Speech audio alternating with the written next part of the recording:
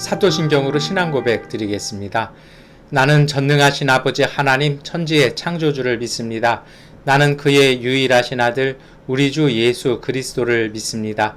그는 성령으로 잉태되어 동정녀 마리아에게서 나시고 본디오 빌라도에게 고난을 받아 십자가에 못 박혀 죽으시고 장사된 지 사흘 만에 죽은 자 가운데서 다시 살아나셨으며 하늘에 오르시어 전능하신 아버지 하나님 우편에 앉아 계시다가 거기로부터 살아있는 자와 죽은 자를 심판하러 오십니다. 나는 성령을 믿으며 거룩한 공교회와 성도의 교제와 죄를 용서받는 것과 몸의 부활과 영생을 믿습니다. 아멘. 찬송가 338장 찬송 드리겠습니다. 내 조를 가까이 하게 하모 십자가 짐 같은 고생이나 내 일생 소원은 널 찬송하면서 좋게 더 나아가기 원합니다. 내 고생하는 것 옛 야곱이 돌베개 베고 잠갔습니다.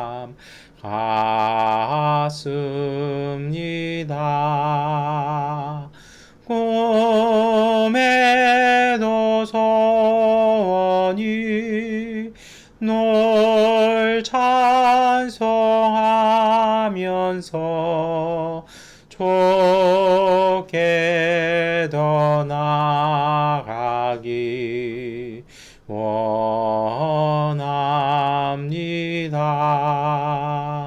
천성에 가는 길 험하여도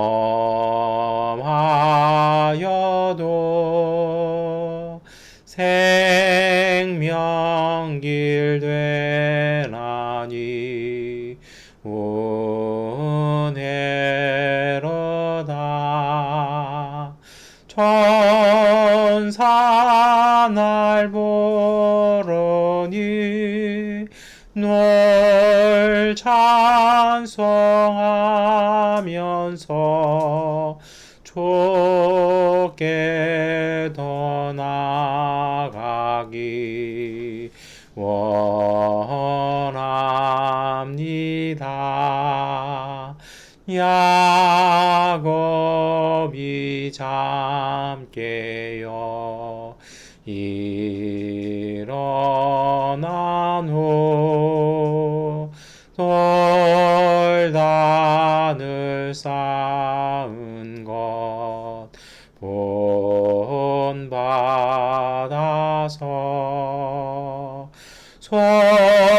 섬길 때 되도록 널 찬송하면서 좋게 더 나아가기 원합니다.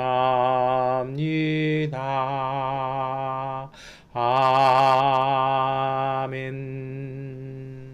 요한복음 20장 1절부터 2절, 14절부터 18절까지의 말씀을 세번역번 성경으로 함께 읽겠습니다. 주간의 첫날 이른 새벽에 막달라 사람 마리아가 무덤에 가서 보니 무덤 어귀를 막은 돌이 이미 옮겨져 있었다. 그래서 그 여자는 시몬 베드로와 예수께서 사랑하시던 그 다른 제자에게 달려가서 말하였다. 누가 주님을 무덤에서 가져갔습니다. 어디에 두었는지 모르겠습니다. 이렇게 말하고 뒤로 돌아섰을 때에 그 마리아는 예수께서 서 계신 것을 보았지만 그가 예수이신 줄은 알지 못하였다. 예수께서 마리아에게 말씀하셨다. 여자여, 왜 울고 있느냐? 누구를 찾느냐? 마리아는 그가 동산지기인 줄 알고 여보세요, 당신이 그를 옮겨 놓았거든. 어디에다 두었는지를 내게 말해 주세요. 내가 그를 모셔가겠습니다. 하고 말하였다. 예수께서 마리아야 하고 부르셨다. 마리아가 돌아서서 히브리 말로 라부니 하고 불렀다. 그것은 선생님이라는 뜻이다. 예수께서 마리아에게 말씀하셨다. 내게 손을 대지 말아라. 내가 아직 아버지께로 올라가야지 않았다. 이제 내 형제들에게로 가서 이르기를 내가 나의 아버지 곧 너희의 아버지 나의 하나님 곧 너희의 하나님께로 올라간다라고 말하여라. 막달라 사람 마리아는 제자들에게 가서 자기가 주님을 보았다는 것과 주님께서 자기에게 이런 말씀을 하셨다는 것을 전하였다. 아멘. 네, 우리 요한복음 20장의 말씀 이렇게 읽으셨습니다. 원래 이 말씀 우리 부활절 주간에 읽었던 말씀인데요. 델타 변이가 확산되는 가운데 읽으니 참 많은 것을 묵상하게 되고 또 기도하게 되는 본문인 것 같습니다. 오늘 본문의 내용은 이렇습니다. 예수님께서 십자가에서 돌아가신 후에 사흘이 지났습니다. 우리가 잘 아는 것처럼 여인들이 예수님의 시신에다가 향유를 바르기 위해서 무덤에 달려갔습니다. 달려가면서 걱정했죠. 누가 이 막은 돌을 열려줄 것인가. 근데 열려져 있었거든요. 근데 반전은 그 다음에 일어납니다. 들어가 보니까 시신도 없고 뭐 이렇게 되니까 여인들은요, 예수님이 평소 말씀하셨던 것처럼 3일 후에 살아날 것이라는 말씀을 까맣게 잊어버립니다. 오히려 돌문이 열려있던 것을 하나님께서 권능으로 열어놓으신 것이 아니라 누군가 시신을 탈취하고 훼손하기 위해서 무덤을 열어놓은 것으로 오해했던 것 같습니다. 그래서 혼비백산에서 도망가기도 합니다. 더 우스운 건 분명히 그 전에 무덤 안에서 이제 2명의 천사가 알려주었는데도 그들은 그것이 들어오지 않죠. 왜 그렇습니까? 자신들의 어떤 생각들, 사람이 죽으면 살아날 수 없다는 고정관념들, 이러한 생각들, 또 예수님께서 돌아가셨다는 슬픔이 그들의 눈과 마음과 귀를 막아버린 것입니다. 그래서 하나님께서 주셨던 은혜의 표식을 그들은 오히려 무덤에 대한 도굴과 시신이 훼손된 증거로 보고 그들은 혼비백산했습니다. 여러분 참 그런 것 같아요. 오늘 우리에게 보여지는 일들, 우리 가운데 일어나는 일들이 사실은 그것은 하나의 사건이지 그것이 이 결론은 아닙니다. 그 사건이 어떠한 영향으로 이어져 갈지는 우리가 쭉 봐야 됩니다. 그리고 그 사건이 그만큼 또 진실이냐? 이게 또 그렇지도 않아요.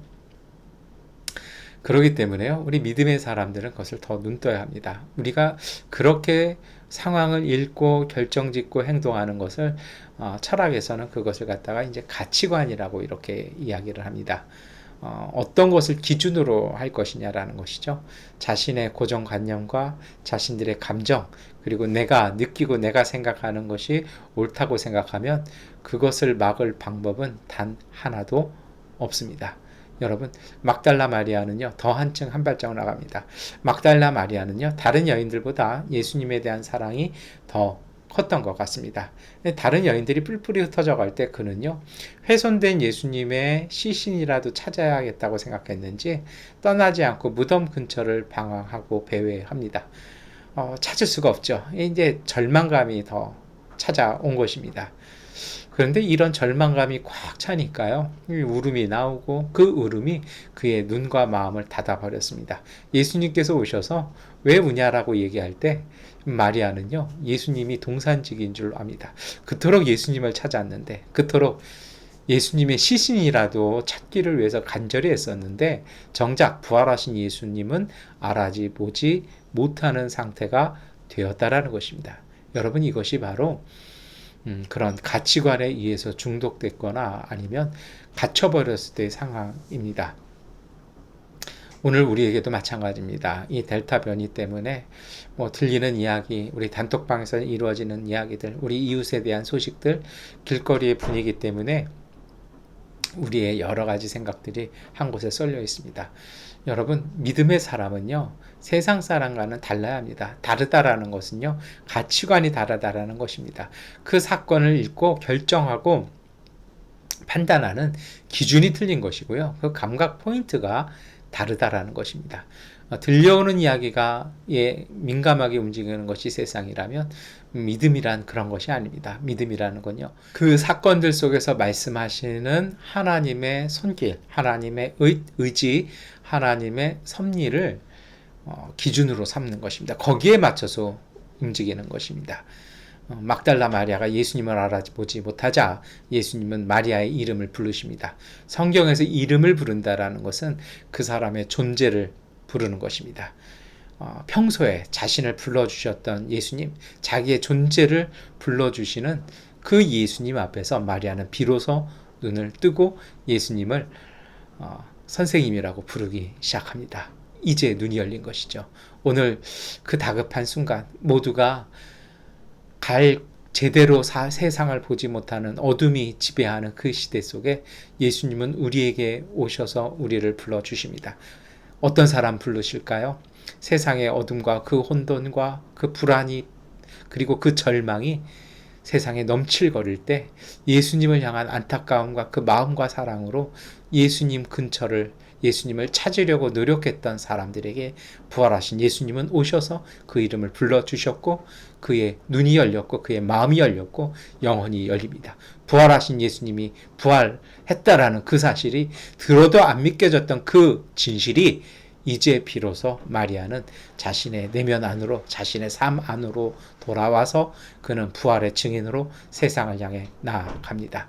여러분, 오늘 우리가 이렇게 해야 될 것 같습니다. 이 상황들, 들려오는 이야기 속에 거기에 너무 휩싸이지 않았으면 좋겠습니다.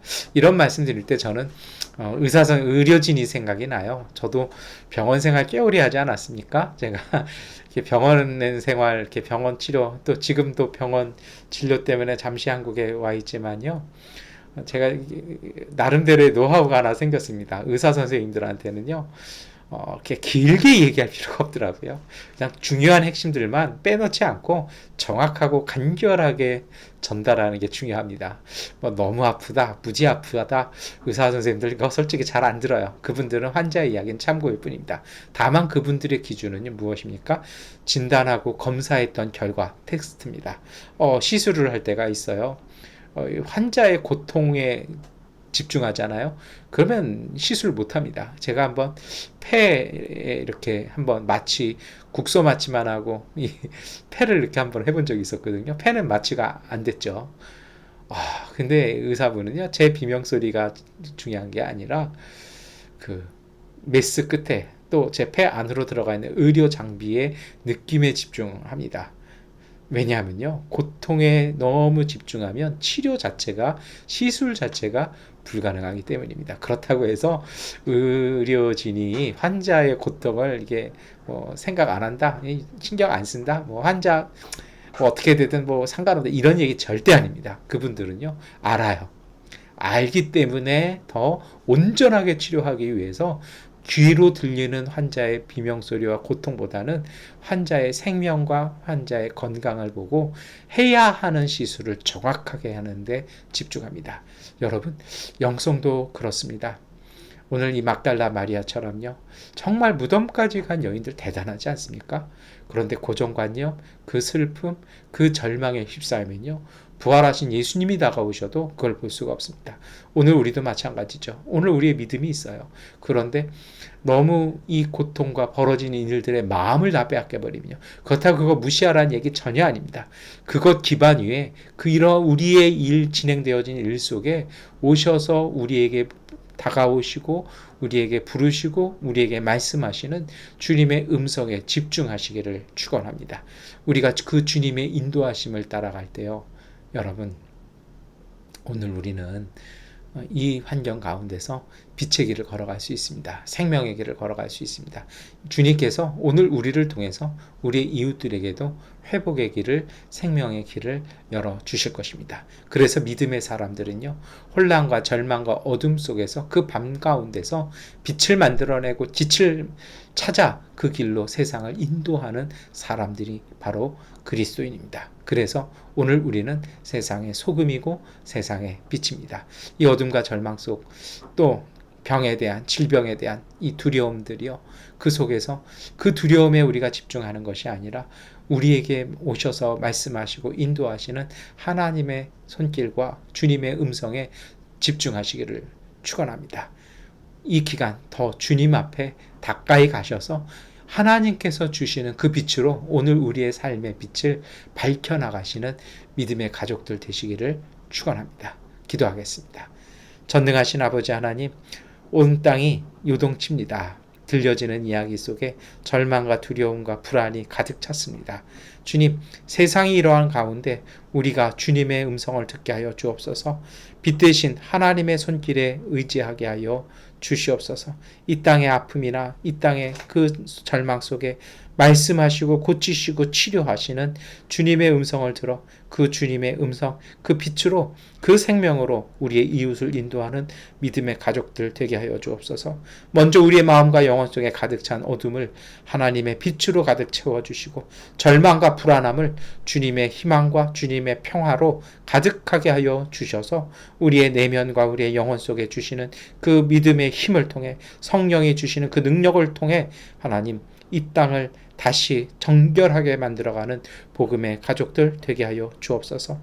멈추어진 우리의 일상 속에, 우리의 모든 일 속에, 우리의 기업 속에 주님 함께하여 주시옵소서. 사람이 떡으로만 사는 것이 아니요 하나님의 입에서 나오는 모든 말씀으로 살리라 하셨사오니 그 말씀으로 말미암아 오늘 우리가 평안히 거하는 주님의 가족들 되게 하여 주옵소서.